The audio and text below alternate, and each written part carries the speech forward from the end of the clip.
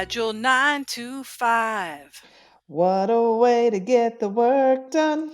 Yeah, we promise you don't have to sing. And how could you possibly sing as well as we just did? Who knows? But you don't have to sing, but you can sure get some things done with Agile. That's right, because nonprofits are always being asked to do more with less, or at least to do the same with fewer resources. That's true. And the team at Agile in Nonprofits, which is a service of D.H. Leonard Consulting, helps nonprofit professionals learn how to embrace an Agile mindset and how to implement the Scrum framework in their team settings. And that helps create twice the impact in half the time. You can learn more about all this and download their free Getting Started with Scrum checklist at agileinnonprofits.com.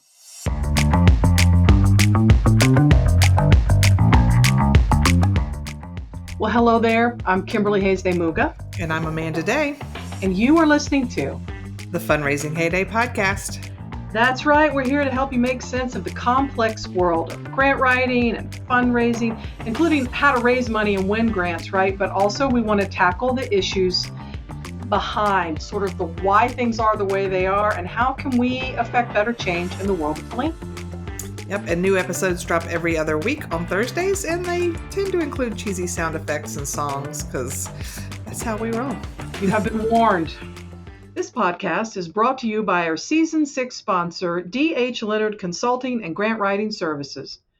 Their team can help make grants less stressful by assisting you with grant readiness and training, grant research, grant writing, mock review, as well as providing numerous DIY resources, guides, and templates. Don't let grants stress you out. Did you know that with every Fundraising Heyday episode, we create a coordinating blog post on their website, dhleonardconsulting.com. Check it out today. So I am so excited to introduce y'all to our guest today. Kimberly and I have both had the pleasure of hearing her speak at a previous Grant Professionals Association conference. And she also worked with the GPA board last year to help frame our conversations around DEI, inclusion, and just so many other things. So we are talking today with Kia Jarmon, a fellow wearer of many hats, or a sister wearer of many hats, whatever the appropriate or designation may be. Kia leads a boutique communications and community engagement consultancy called MEPR Agency. She's also the founder and visionary for the nonprofit Equity Collaboration, and she serves as a philanthropy advisor of Give Black, Give Back, the first effort from the Black Philanthropy Initiative in Middle Tennessee. Through the lens of inclusion, Jarmon partners with high-capacity leaders in nonprofits, governments, and the C-suites on mission-driven, high-impact initiatives to drive organization, community, or system changes. Specifically, Kia has led and partnered on city and statewide efforts to address industries that are historically underdeveloped in minoritized communities like affordable housing, water conservation, transportation, health access, mental health, youth violence, child abuse prevention, elder law, historic preservation, and green space, to list a few. So basically, she's just laying around eating bonbons, y'all, in case you can't tell. So known as Kiss with a Fist, Jarmon is a highly sought-after facilitator, panelist, trainer, and keynote speaker. She brings an infectious, candidly caring energy to sessions on community engagement, inclusive communication, diversity, equity, and inclusion, because they're not all the same thing, implicit bias, anti-racism, philanthropy, and being a woman founder. As if that wasn't all enough, welcome to the show, Kia. Thank you so much, Kimberly and Amanda. I'm so excited to be here with the two of you. We love having you. We already discussed we love your kiss with a fist descriptor. That's Thumbs up for that. Yes, that name was gifted to me, and so I took it as an honor, so I'm grateful for it. Those are the best when you, instead of like, this is my brand, you had someone go, hey, this is you, and it's stuck. Absolutely. Absolutely. I've also been called the medicine in the milk. So, I'll go with either one, kiss with a fist or medicine in the milk. better So, than the pill and the peanut butter, right? You know how you yeah, give dogs the, yeah, that would be yep, no. yep. But same effect, Same right? It's idea. the job is to kind of sneak up on you a little bit and then disrupt the way that you experience me. So yeah. There Loving you it. go. I Loving it. love Loving it. it. So, well, Kia, it's a very rare person who knows that they want to be involved in nonprofit work, like at the age of 12. That's not something most kids will tell you is their dream life and dream job. So, how did you first find yourself working in the nonprofit sector, and kind of what was your trajectory to get to where you're doing now? Yeah, I would say first and foremost, I'm a born entrepreneur. So through and through, I am a disruptor. From second grade, having a jewelry making business on to today. And that jewelry making business, the reason why disruption happened was because I was at a local Boys and Girls Club, and they called my parents and said, "She's taking the kids' lunch money. You have to tell her to stop."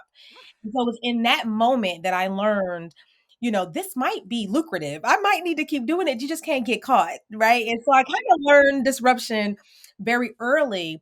I'm a lifetime member of Girl Scouts, and I carry Girl Scouts into every room that I'm in. And as a lifetime member of Girl Scouts, what that means is that you learn to lead very early, very often, and you learn to serve your community very early. And so when we think about being in that kind of middle age section that you were talking about, kind of adolescent time, it wasn't maybe necessarily I knew it would be nonprofit. I just knew it always would be serving other people because that's the Girl Scout law. That's what you do. And my first board experience was actually being one of the first teen board members of our local Girl Scout council here in Middle Tennessee. And I was a public speaker for the Girl Scouts. I mean, on up to a few years ago, I've spoken probably from 14 on up, doing all types of capital campaigns and introducing folks to the stage and doing fundraising requests at 14, 15, 16, being at cocktail parties at 16 years old, probably, not necessarily like a claim to fame, but being there as a Girl Scout, being able to share the mission and explain why it's so critical. So I knew I would be serving, and I knew that was my calling, was to inspire people to also serve, because it's the highest calling and responsibility we have, is to make sure that humanity is well. And so that has been the thread of all of my work, is to make sure that humanity is well, all of humanity. Nice. We have so many like serious questions, and we're going to get in depth and a lot of interesting things. But before we get started, I just have to know then, what is your favorite Girl Scout cookie? I'm just curious. Oh, listen, I mean, Thin Mint needs to stay in your refrigerator or freezer 24/7, right? And I believe, of course, regionally, Girl Scout cookies are different because we have different bakers, right? But the Thin Mint is like, I feel like it's universal. I It's a classic. believe, yeah, everybody knows it, right? And so that's the one that it doesn't last very long, but it can last, upwards of a year or so in your freezer if you keep it there. Not in my freezer, not in my Right. refrigerator. Absolutely. My daughter and I have to like hide a box Mhm. so my husband doesn't find them, or else they're gone like that. So yeah, Oh, we always You yeah. know, we a always sleeve of cookies is a single serving, right? Hey, I'm okay with that. Let's agree to that. works for I me. just my kryptonite, my Girl Scout cookie kryptonite is the Tagalogs, the peanut butter chocolate, Oh, yeah, peanut butter. Yep, that's good. They're all the good. time. Yes, I love But that.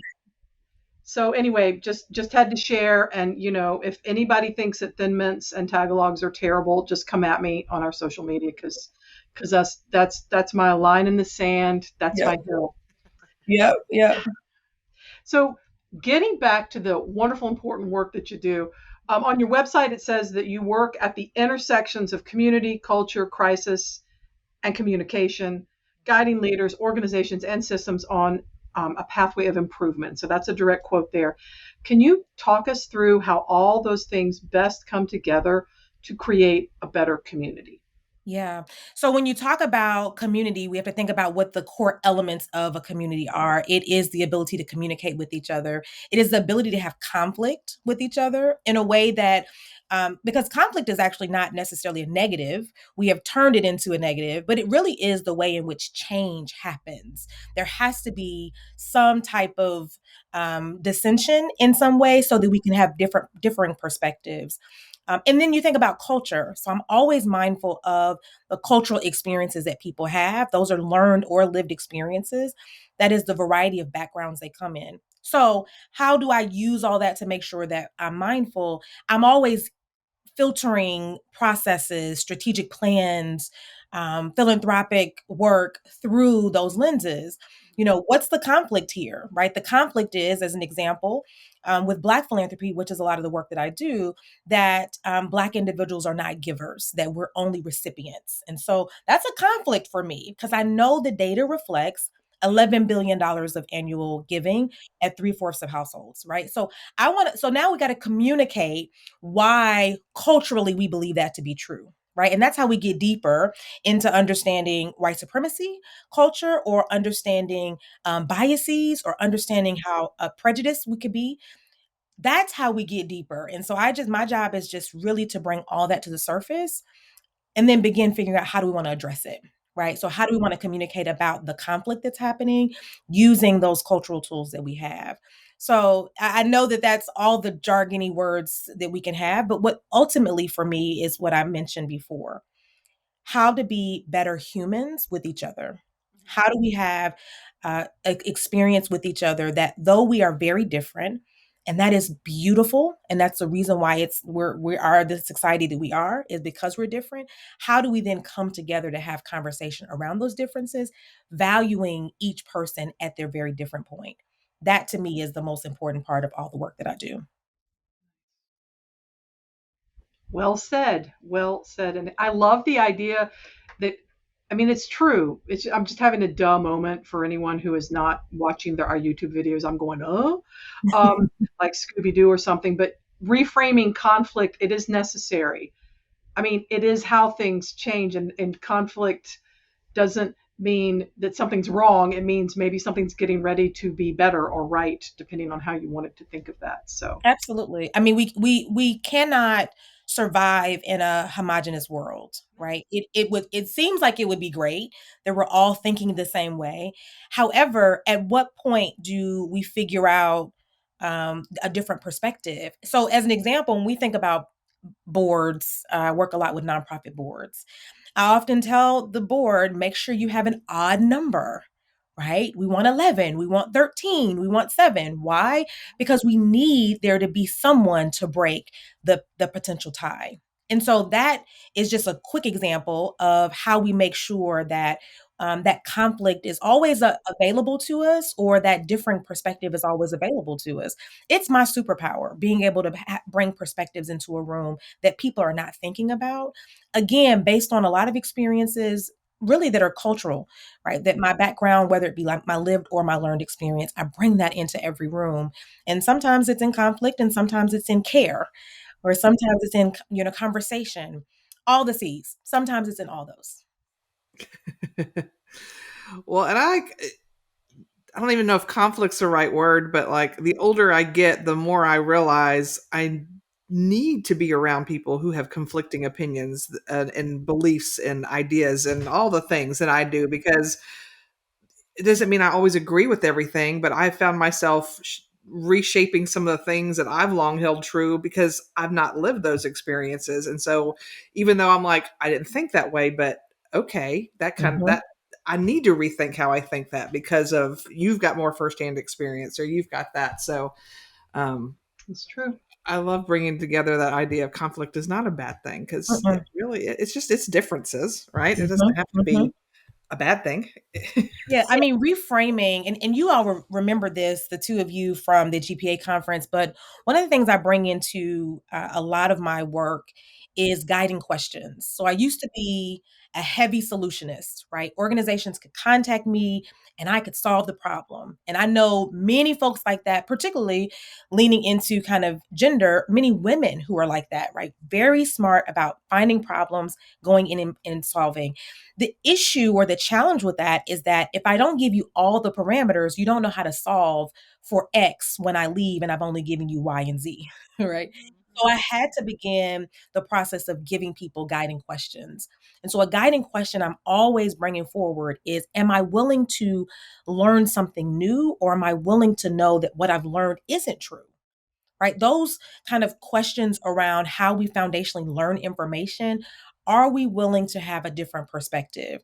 So, in my initial session that most people book me for, that implicit bias and identity, I'm talking about how identity is shaped, usually from your caregiver. And then, are you willing to have a different perspective than your caregiver, whoever raised you or whatever your community background was? Because they did the best they could with the circumstances that they have, minus racist, homophobic, bigoted, right? But I'm saying if they were just giving you the best that they could, we accept that, we honor that, we appreciate that. And we live in a different society with a different set of rules, with different technology and innovations. And we can adapt to that as well, which is who we are as people, very adaptable. And so that guiding question keeps me centered in making sure that I'm asking myself the question versus trying to solve a problem every time. I'm just asking questions and then interrogating for myself. And of course, the projects or the programs that I'm working on too. Very true. I like that help teaching people how to solve their own problems versus coming in with the solutions is Yeah, that can be hard to do though, because if still. you're like me, I want to fix things. We are fixers by We are. nature, by design. It's Mhm. great. And also, when we leave, because ultimately the goal has to be sustainability. And Yep. if I'm only the one in the room doing the work with you, that's not sustainable. So I want to make sure that I leave you in a sustainable space so I get a chance to walk away and you get a chance to keep asking yourself the really hard questions. And of course, if you need me, it's like Nanny McPhee. I don't know if you all have seen that movie. And she's like, when you need me, when you want me, I'll be there. But when you need me, and you got all the tools, I'll be gone. Right. And so it's kind of that type of thing. I don't know the exact quote, but I'm sure it'll end up in the show notes. But you get the point. It's like, if you just want me to be around, I'm probably not going to be there because I've given you the tools. But if you absolutely need me and you don't have what you need, I will appear, very magically, very Mary Poppins in your life. I love it. Nice. So, Yeah. well, I've got another question for you. So we've already talked about it before that we have heard you speak several times regarding DEI topics. And even though these are conversations that have been happening across the country through, different boardrooms, different events for years now, it can seem like we're still just talking about the same thing over and over again. So it's important to continue to have these conversations, but how do we get unstuck from just talking about it into some sort of action? So, Mhm. I recently was at an Aspen Institute conference and heard a gentleman speak. And what he said was so simple and yet so profound. And I've used it so many times since I've heard it. And he was talking about short bridges and long bridges. And this idea that sometimes when we come into this conversation around diversity, equity, inclusion, or whatever, accessibility, justice, whatever like acronyms or letters you're using, we want to take over the whole world. So we set these big, ambitious missions. We align our values. We do a lot of things. Sometimes performative, which performance is not necessarily bad. It's just it has to be coupled with something. But sometimes we're just performing it, and then sometimes we're ready to act it out. Um, and so when he mentioned the short bridge and the long bridge, it just resonated with me because what I'm encouraging people to do when they're thinking about their goals is to really start to create shorter bridges, which helps us to say, I want to take over the whole world and make the world better. And also, can't necessarily do that. So I'm going to join this particular board and I'm going to join a particular committee. And the first year, we're going to set out to have a DEI agenda, as an example. That's my short bridge. And then the following year, we're going to recruit more individuals to the board who is a part of the diverse community that we are a part of and that we represent or that we want to be representative, right? And those are short bridges. What I found about human development is the brain needs celebration, right? And so I need to celebrate that I've gotten over the short bridge. If I always do the long bridge, I never get to celebrate, and the body feels disappointed and anxious and guilty and shame and those other emotions that we're seeing constantly over and over again. And we've been seeing them since the 1960s when we saw that Civil Rights Act come forward, right? We've been having these same conversations for a very long time. The data reflects it, the white papers reflect it. And so what happens is because people are trying to save everyone, how do you work on your block? in your HOA, right? Or your board or your fundraising plan? How do you do one thing that could be really instrumental in seeing success? So that's one way in which I've said, we can get unstuck by doing that, giving ourselves a short bridge. And that's what I found that people are not willing to do. The other thing I would say is that there are some successes happening. We're often comfortable living in kind of the complaining era, right? Social media is known for it, right? The venting space. So everything is horrible, but realistically, there are some things that have gone well. And so, just like you're creating short bridges, I also need you to take time to celebrate and have joy around what we've accomplished. Even if it's creating a list of names of potential funders who are not major funders in our city, but who are ambitious or excited about the mission, right? So, like, that's let's celebrate, and that celebration could be going to get a scoop of ice cream. I mean, it doesn't have to be some, very large thing. It could be sometimes when I'm on screen, I don't have it with me, but I have little pom poms that I've kept by my desk to celebrate with folks, right? You just need something that supports your brain's ability to know you are rewarding yourself for doing well, right? And then that's how you move forward. So those are some of the ways in which I have seen groups get unstuck. I believe it's also about believing people when they say that harm is happening, because often we are looking to validate all types of things. We're looking to validate data, right? So when I bring forth historical facts or data, there's always this question of me as a Black woman about what's the source of that and where did you get that from and who conducted the research and what's the methodology? What school did you go to? I've been asked so many questions, and I'm saying, but here's the book. Right? Here's the data. Here's the source. Or, hello, here's Google. You can also do your own research too. So believing people when they bring forward information, and then being able to adjust or adapt based on what they're bringing to you, right? They're bringing information to you. What are you going to do about it? I think about a colleague of mine talks about this curb cut effect. And the curb cut was that ADA, that American Disabilities Act, where there had to be a cut in the curb for individuals who were experiencing some disability. But who gets the benefit from the curb cut? Everybody. The mother with the stroller or the family with the stroller, the person wheeling their groceries down the street and they need to be able to get up and on and off the sidewalk. There are so many people who get access to that curb cut. And it was specifically for a particular community. And also, we all benefit. And so, believing people is the curb cut effect. It's saying we need to make sure the most vulnerable in our community get access to what they need. We believe that.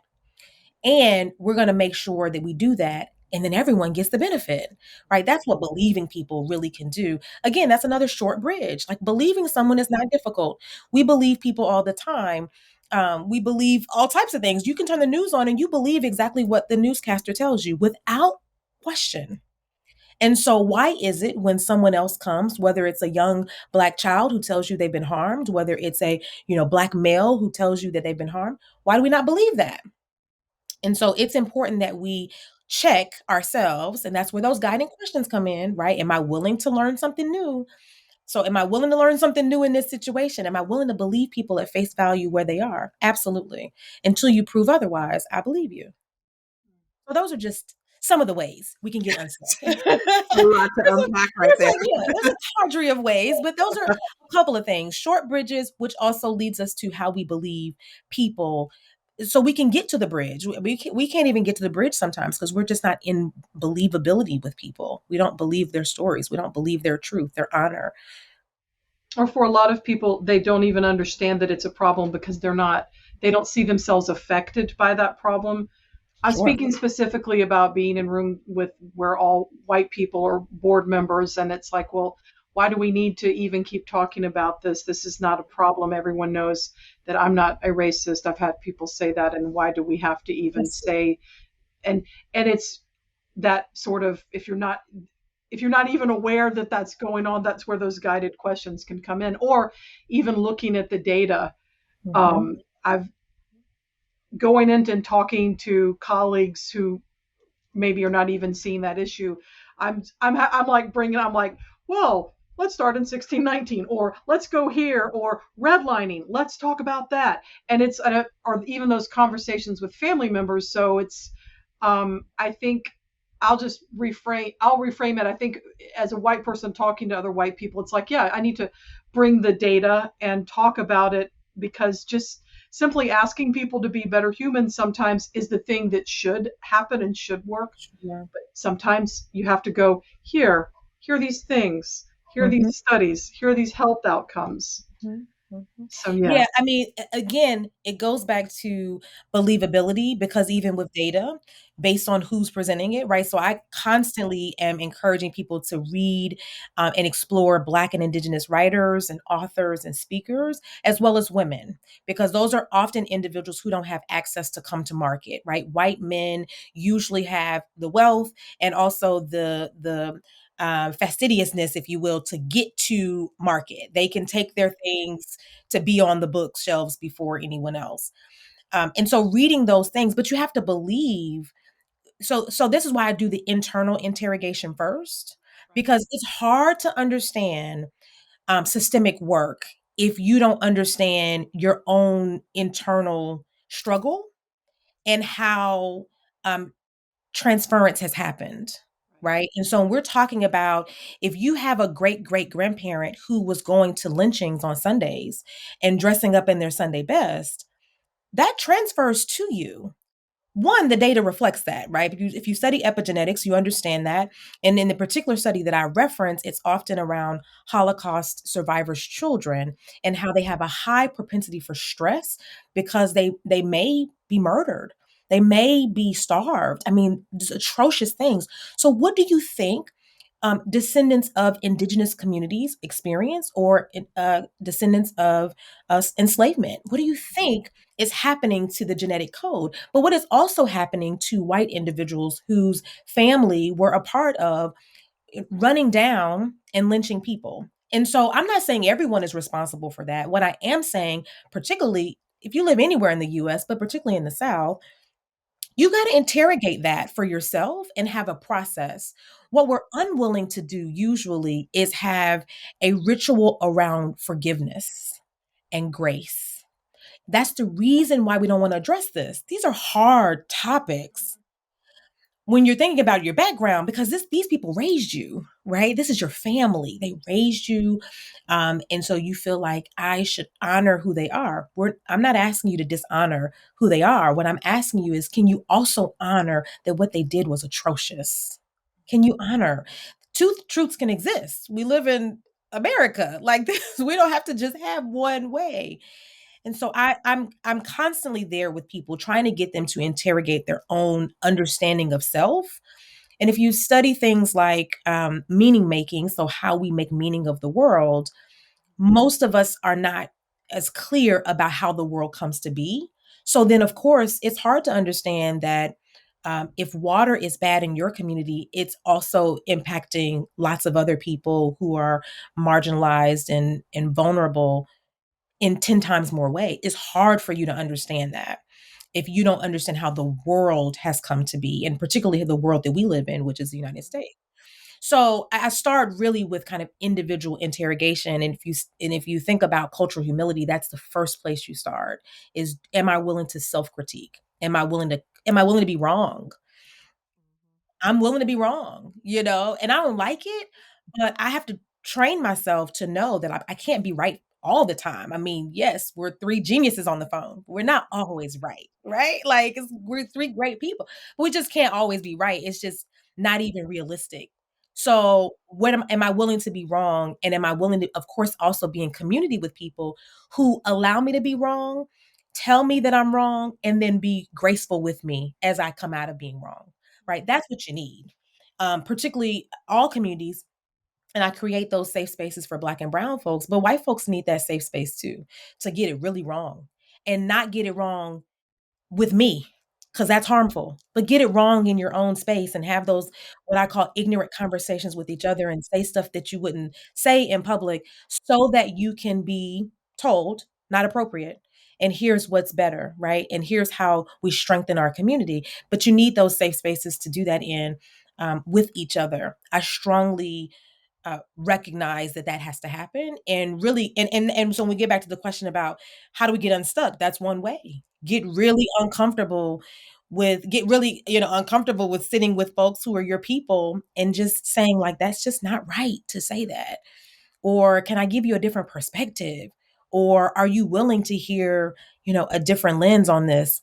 And of course, if they're your people, if they're really your community, they will be open and they will say, yeah, this hurts, but absolutely, I want to learn. Yeah.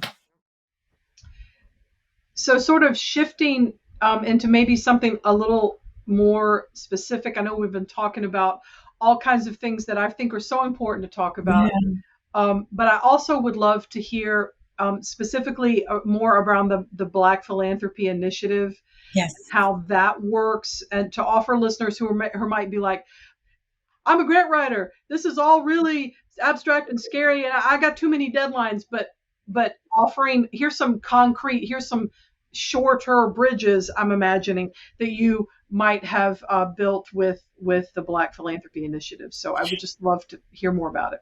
Yeah, so speaking to the data piece, if you go to my website, kiajarmon.com, there's a link called Black Philanthropy. There's a report there at the very top. The Kellogg Foundation did a report around the color of giving, and it specifically highlights some data around Black giving. So that's one, first and foremost. So for those grant writers who are thinking about how do I create a fundraising plan towards the Black community, there's good data there for you to do that. The one, since being a little girl, as I told you, I'm a Girl Scout, so I've always been a philanthropist, and I highly want Black folks to understand that you own that word just like every other community. You don't have to have name on the side of a building, or some large check donation to be a philanthropist. So in 2019, we celebrated during August, Black Philanthropy Month. And so that was our first kind of foray here with the Community Foundation of Middle Tennessee. A colleague of mine and I came together and said, we want to do more to really invest in amplifying the stories of Black philanthropy and what that means. And so we celebrate the 5 T's: time, talent, treasure, truth, and testimony in philanthropy, and really highlight those folks locally, but also nationally, who are doing excellent work, sharing their voice, sharing the truth, the joy, the love that we have for each other in the Black community, and how we've given and how we've always given. This is not new, how we've always given, and really trying to push back against the narrative that Black people only are recipients. Because if you look at your data, very much so, you're going to see a reflection of maybe a higher reflection of Black people that are receiving. That doesn't necessarily mean that they're also not able to give. And so it's really important. So we're really pushing that through a 3-part mission. One is amplifying those funds at the Community Foundation in Middle Tennessee. So we do that through Give Black, Give Back. We also support local nonprofits who are particularly Black led, whether that's their executive director or their board chair. And then we also work to educate towards the racial wealth gap, that 212-year racial wealth gap between Black and white individuals that happens because of systemic harm. Not necessarily one individual person has done anything, but we're all contributing Right. by not being aware, and we're benefiting by not being aware. So we spend a lot of time storytelling through Give Black, Give Back. And it's really been exciting to see people use philanthropy in their title, or on their LinkedIn or on social media, because now they know that it's an inheritance that they received from their ancestors. It's not just something that you have, again, because of how much is in your bank, but it really is about your love and the action you take in your community to make it better. So we define philanthropy as supporting people out of their condition, where charity is supporting people in their condition. While we need both of those things to happen, we really focus on how do we help people not continue to need the food bank, as an example. That's great, right? You need it real time. And then also, how do we support you in building a sustainable change in your family dynamic so you don't have to keep using that? And what we found culturally is that if we get people out of their condition, they come back and become philanthropists and support other people. So it's a beautiful circle that we create through Black philanthropy. And thank you for asking, because I'm really passionate about that work and excited about sharing that news with so many people. Well, it really shows, and it's really important work. So it's great that you're passionate about it. It makes all the sense in the world. Yeah, And thank you. I just think for so many people, and for people who may think and process like me, concrete examples of what can happen are just super helpful. Yeah. I mean, at the very least, so in your community, if you're thinking about how can I amplify Black philanthropy, documenting stories is a really great way because we know how history works, right? Many times it is passed orally. And so, how do we document the stories of those originators of your community who are doing absolutely wonderful work? And then, of course, telling the stories of those who are new innovators to the community and documenting that in your libraries, on your websites. Many of the folks listening who are working in, donor services or development in some way, you get stories all the time. Find a couple of really great ones and then talk about those and document those for the world to see. Nice. Thanks. Well, we talked previously, we kind of touched on this a little bit with the short bridges and the long bridges and doing Yeah. those smart steps. But I've heard you say on more than one occasion about like, we can do hard things, but being a good human is not a hard thing. So could you elaborate on that for our listeners? Yeah. I love that. Yeah. I mean, waking up every day and wanting to make sure that humans have access to the full joy of living and being amazing shouldn't be difficult. Done hard things like, I mean, we just went through and we're on a rise with COVID again, based on the numbers I'm seeing. But we just went through 2.5, 3 years of being totally locked down in the house, couldn't see family, and then also had many passings. That's really hard, right? I had two uncles who were brothers in two different cities pass away one day after each other, right? That's hard on a family. But waking up in the morning and deciding I'm going to make sure that I don't impede someone's ability to have joy and to experience the fullness of life, that is not difficult. Waking up in, to a passing of a loved one, a parent, a child, that is hard. Laying off staff during the height of a recession, that is very difficult. And so this is why I say perspective is my superpower, because my perspective is if I don't myself have joy, that's whatever. But what I also can't do is impede on someone else's ability. And so that's what I mean with it's not that difficult to be a good human, because if you yourself are miserable, that's fine. Stay in your miserable home. What I'm saying is don't come out into the world and make other people's life miserable when life is already really challenging. We already have so many things that could be impacting us. And just making sure that someone else is well should not be a difficult thing to do. We have been rewarded for making people's lives miserable. And that is why we're incentivized to keep doing that in lots of ways, whether it's social media likes, viral videos, the news media, we've been incentivized. And I'm asking people to remove that kind of fake sincerity and really move into, I may not myself be all the way where I want to be, but I certainly cannot hurt someone else in the meantime. Because again, hard stuff is happening. I just watched a video of a woman experiencing Alzheimer's, and that runs deeply in my family, who did not even recognize herself in the mirror. That is really, really, really hard. Being a person, when you look in the mirror and you recognize yourself, that is not that difficult. And if you see yourself, that means you also see other humans. And that's the humanity that I'm asking people to think about is, can you see a reflection of yourself and all these other amazing folks that are around you? That's a beautiful way to. I'm just gonna let that soak. Yes. I'm just soaking that in. I'm Yeah. making notes and soaking. Thank you so much. Thank you My so much. pleasure. Yeah. If folks are interested either in finding out more about what you're doing or your trainings, and I would also say, if you are a grant professional and you're like, well, what does this have to do to my work? Maybe that's a good place to start, is maybe asking about that and talking about that. And if And you reading are, her book list. yeah, yeah. Mhm. So for folks who want to learn more and folks who might need to learn more and you know who you are, how do they find you? What's the best way? Yeah, very simply, you can go to my website, kiajarmon.com, kiajarmon.com. There are some great resources there. There is a book list there. It's connected to an Amazon. I get a penny or something if you click. This is not about selling. This is just easy way for me to share. I encourage you to go to your local Black bookstore, okay? And then also I'm on all the social platforms as Kia Jarmon and would love to connect. And as we're connecting, hope that we can be, good humans to each other. Nice. Thank you so much. And a quick plug right after that.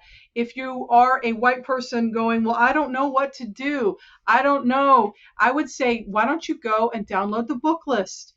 Generally, people who listen to our podcast are readers. And if you're like, I don't know, I would say, educate yourself and don't go to a Black person or another person of color and ask them to figure it out for you.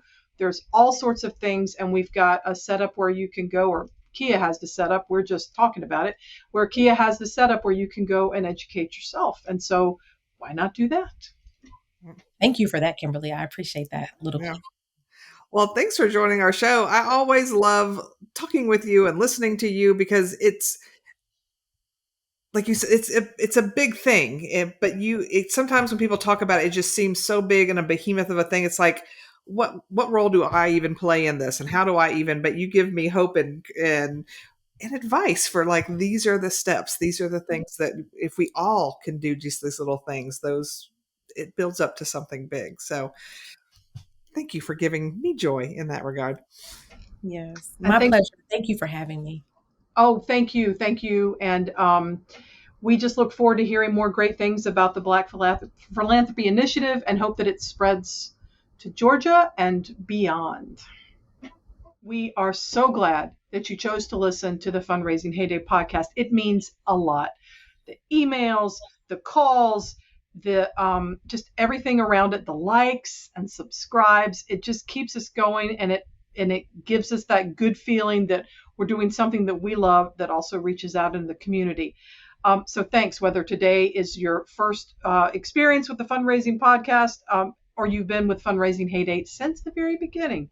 And if you can't get enough of the Heyday stuff, right, visit our website at Heyday Services, HAYDAY services.com, and sign up for our newsletter, the Heyday Hot Takes. It's weekly, and you can find out useful information and cool book recs and all sorts of things. So hope to see you there, and it'll come in your inbox weekly on Friday mornings. Heyday Services. Give it a go. Thank you again to our Season 6 sponsor, D.H. Leonard Consulting and Grant Writing Services. We appreciate their support in making grants less stressful.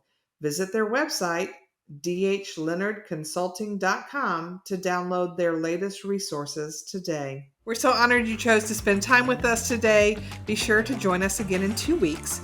We are talking about funder websites, or the lack thereof, and shocking, but we have thoughts and feelings. So enjoy the rant. Woo, see ya.